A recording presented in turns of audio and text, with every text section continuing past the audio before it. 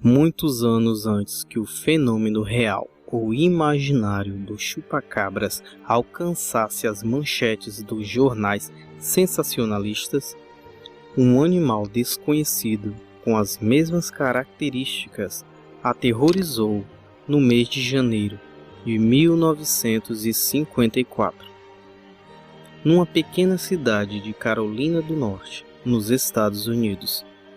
E até hoje a criatura permanece um mistério. Tudo começou em 4 de janeiro de 1954, quando em Bledensboro, aproximadamente 60 milhas a oeste de Wilmington, 3 cães tiveram os maxilares quebrados, seus crânios esmagados e mastigados por um animal desconhecido. A fera, além da violência do ataque, deixou os animais totalmente enxágues em sangue. O ataque não ficou restrito aos cães. Logo, cabras, porcos e vacas também foram atacados com a mesma fúria e o modus operandi.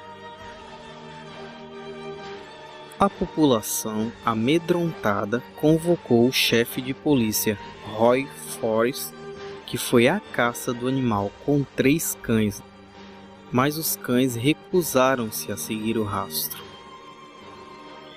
Tate Shell, que na época tinha 35 anos, era dono de um posto de gasolina, foi uma testemunha ocular dos acontecimentos e viu a carnificina em primeira mão. Shell descreveu assim o medo dos habitantes de Bledensboro. Todo mundo estava com medo. Todos que tinham uma arma andavam com ela carregada. A irracionalidade começou a dominar, e os locais diziam ter visto o monstro. Um residente ouviu seus cães latindo à noite e olhou pela janela e viu uma sombra. Pegou a espingarda de caça e saiu apressado, mirou e atirou de longe. Quando se deu por conta, havia acertado a bicicleta de sua filha, que estava tombada recente ao chão, com os pneus em tiras e o assento dilacerado com um tiro de espingarda de caça. Os depoimentos das testemunhas eram variados. Dizem que o animal tinha em torno de 90 quilos, outros 100, outros até 150. Alguns dizem que o animal era negro ou marrom, ou apenas de cor escura. A maioria concorda que era um tipo de felino, mas um veterinário afirmou que poderia ser um cachorro muito grande.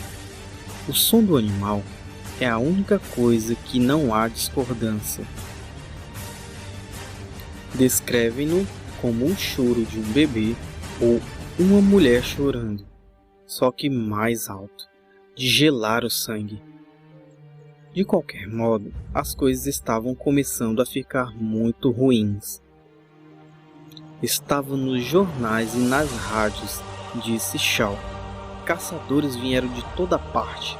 Quero dizer, caçadores profissionais. No auge da caçada, 1000 homens armados de revólveres, escopetas e fuzis dividiram-se em 400 acres do campo.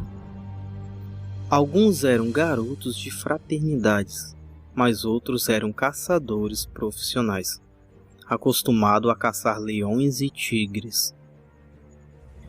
Jabe Frink, outra testemunha ocular, lembra que uma senhora foi perseguida e viu o animal aproximadamente a 20 metros em 6 de janeiro. Kinlaw correu para casa e avisou o marido, que saiu com uma espingarda, mas não encontrou mais nada, apenas as pegadas no quintal. Os piores receios pareciam confirmados. O animal mostrara interesse por seres humanos. Nesse mesmo dia, 6 cães foram mortos, incluindo um que foi arrastado para o pântano e nunca mais foi visto. No dia seguinte, a contagem subiu para 7. Um experiente caçador de Wellington alertou as mulheres e as crianças permanecerem dentro de casa. O mesmo foi pedido em relação aos cães.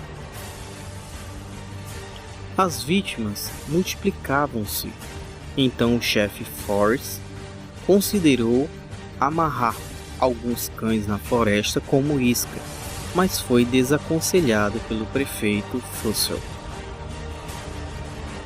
O prefeito encerrou a caçada em 9 de janeiro, por motivos de segurança. Com tantos caçadores no pântano, alguém poderia acabar sendo confundido com um monstro. Nesse dia, o jornal Morning Star publicou a seguinte manchete: a besta vampiro vence a batalha de Bleodenboro. Em 13 de janeiro, parecia que o mistério havia chegado ao fim, tão rapidamente como começou. Um lince foi capturado em uma armadilha de aço e abatido com um tiro na cabeça. Mesmo assim, nem todos se convenceram de que a fera havia sido morta, nem mesmo o prefeito.